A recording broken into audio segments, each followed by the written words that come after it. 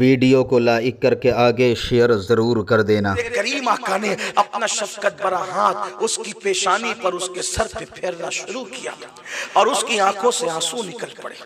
हाय हाय, कायनात में कोई ऐसा भी है जो जानवरों पर भी इतना प्यार करे, जानवरों से भी इतनी शफकत करे।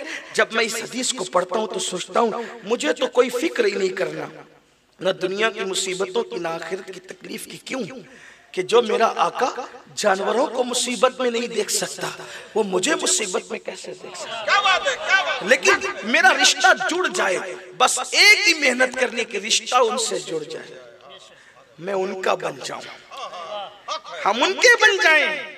लेकिन उनका बनना आसान भी नहीं है। नमाजी बनना आसान है, उनका बनना आसान नहीं है। रोजेदार बनना आसान है, उनका बनना आसान नहीं है। इसलिए कि बहुत कठिन है वफा की राहें, वफा की राहें बहुत कठिन है। याद रखना, कुरान ने हर नमाजी को जन्नती नहीं कहा, बल्कि कुरान कहता है फवैलुल लिल मुसल्लीन, खराबी है नमाजियों के लिए।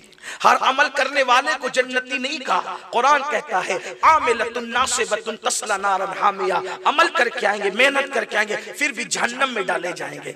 न अमल करने वाले हर अमन में है, न हर नमाजी अमन में है, बल्कि अगर वहां अमन में कोई है तो वफादार मुस्तफ़ा जान रहमत अमन है।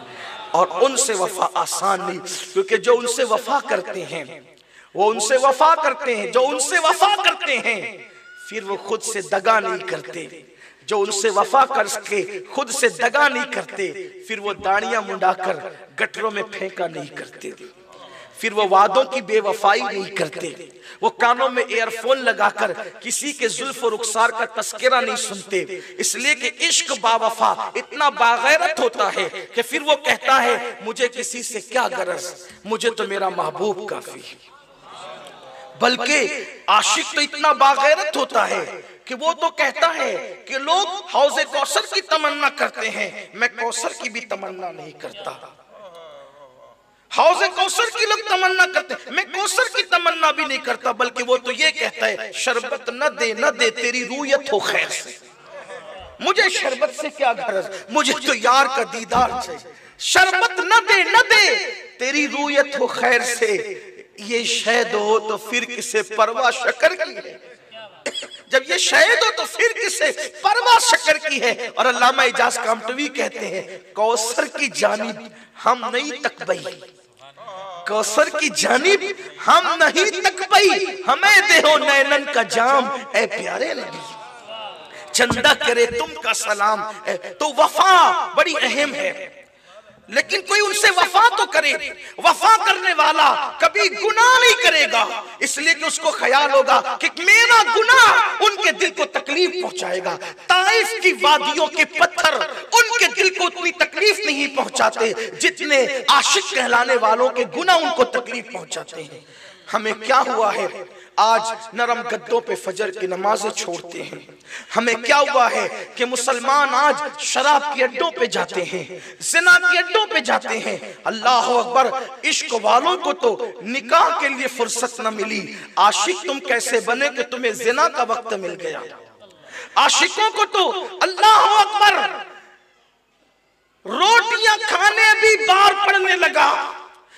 हजरत सुल्तानुल आरिफीन बायजीद बुस्तामी हाथ में रोटी लेकर रोते हैं। किसी ने कहा क्यों रो रहे हैं, तो बायजीद बुस्तामी कहते हैं जितनी देर रोटी खाऊंगा उतनी देर अपने महबूब के जिक्र से महरूम रहूंगा। काश रोटी खाने का तसव्वुर ही खत्म हो जाता ताकि हर वक्त महबूब के जिक्र में मसरूफ रहे। ये है आशिकों की तबीयत। लेकिन हमें क्या हुआ है, अल्लाह अकबर, हमने तो इश्क की बातें की लेकिन इश्क किया कहाँ, गुनाहों ही में रहे।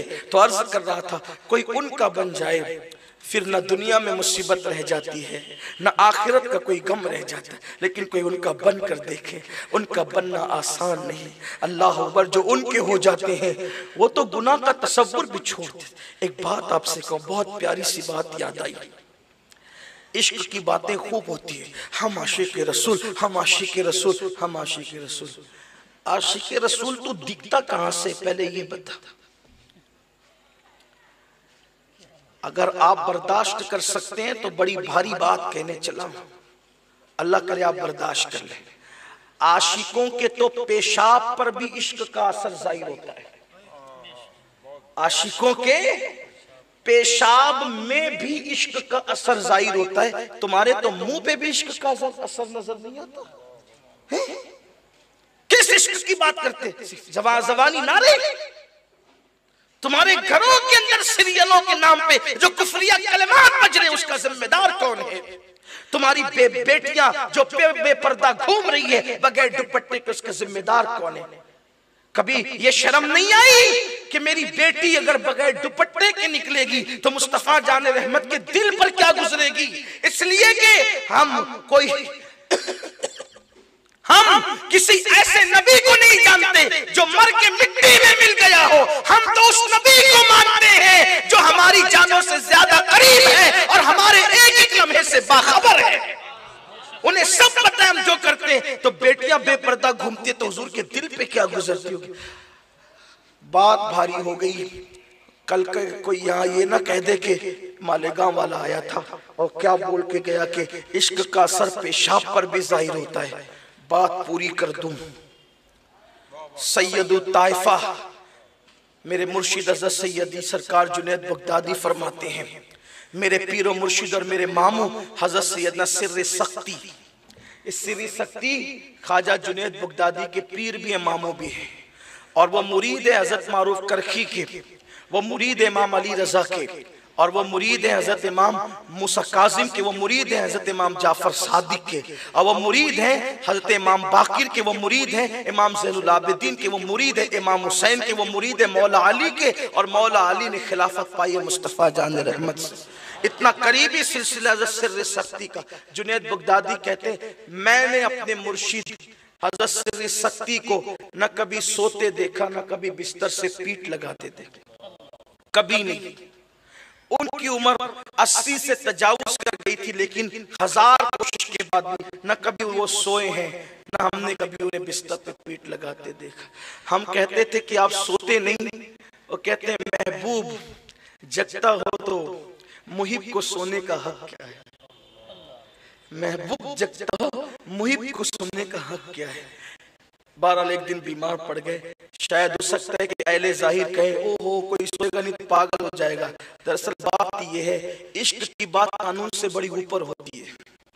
इश्क की बात कानून से ऊपर होती है। देखो कानून कहता है अगर कोई आग में डाला जानने वाला हो तो उसको चाहिए कि भाई कंप्रोमाइज कर ले, आग में न डाला जाए, है ना? यही तो कानून कहता है। लेकिन इश्क कहता है कि कूद जा, कंप्रोमाइज न करना यार के दुश्मनों से, बेखतर कूद पड़ा आतिश नमरूद में। इश्क अक्ल है महवे तमाशाए लबे बाम, अकल तो खड़ी हुई है वहां पर कानून की बातें करते हुए इश्क छलांग लगा करके कहता है हमने यार के दुश्मनों से कंप्रोमाइज करना ही नहीं है, हमने तो छलांग लगा देना है। लेकिन फिर यार जलवा यूं दिखाता है, या नारो कूनी बरदम व सलाम अला इब्राहिम, ऐ आग मेरे इब्राहिम पर सलामती के साथ ठंडी हो जा।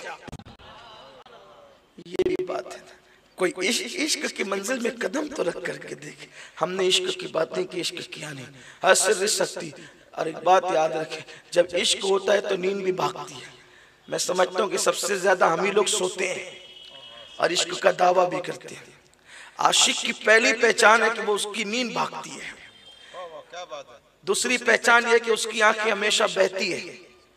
नींद जाती है, आंख बहती है।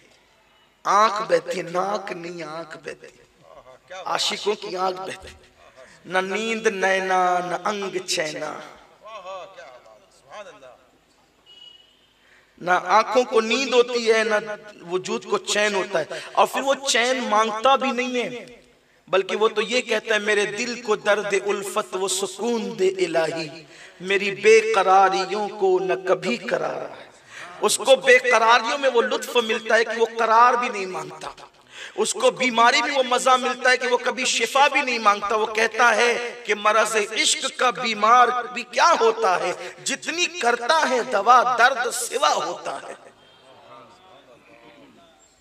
हज़रत सिर्री सख्ती बीमार पड़े। जुनैद बगदादी कहते हैं हमने अर्ज़ किया सरकार इलाज कराए अपनी बीमारी का। हज़रत सिर्री सख्ती ने कहा कि मैंने किसी हकीम के पास नहीं जाना, तो कहा कि हजरत एक ईसाइयों का बड़ा राहिब है और वो बड़ी हिकमत जानता है। तो कहा कि मैं उसके पास नहीं जाऊंगा। तो कहा कि हम जाते हैं उसके पास। गए तो कहा हमारे शेख बीमार है। उसने कहा एक काम करें, पेशाब लेकर आए। आज भी जो है वो कोई बीमार पड़ता है तो पेशाब चेक होता है ना, तो उसी से मर्ज पता चलता है। आजकल लोग लेबोरेटरी में सब करते हैं, उस वक्त तो लोग देख करके, नहीं इतना तजुर्बा था, लोग देख कर करते। तो कहा कि पेशाब ले आए उनका, मैं देख लेता हूँ क्या मर्ज है। जब पेशाब आया तो उस राहिब ने पेशाब को देखकर एक आँख खींची और आँख खींच करके कहा कि उससे कोई मर्ज नहीं है, वो तो मरीज इश्क है।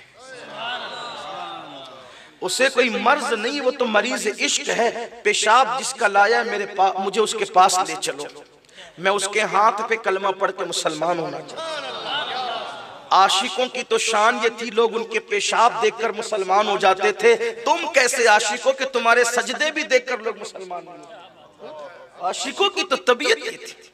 क्या लोग बात करते इश्क की, इश्क रसूल कोई बच्चों का खेल है। हमारे तो सजदों की भी वो हालत। वल्लाह मैं सजदे की बेअदबी नहीं कर रहा हूँ, लेकिन ये सजदे भी कोई सजदे हैं। इकबाल कहते हैं मैं जो सर्व सजदा हुआ कभी तो जमीन से आने लगी सदा, तेरा दिल तो है सनम आशना, तुझे क्या मिलेगा नमाज में। ये जो दिलों में गुनाहों के बुत बिठा रखे हो, इन बुतों को लेकर के जाकर के नमाज पढ़ोगे तो सजदे से मिलना क्या है। उनके दिलों से सारे गुनाहों की मोहब्बत के बुत निकाल दिए गए थे और उनका दिल जो है खालिस तौहीद खाना बन गया था। तो उनके पेशाब देखकर भी लोग कलेमा। वीडियो अगर अच्छा लगा हो तो लाइक करके आगे शेयर ज़रूर कर देना।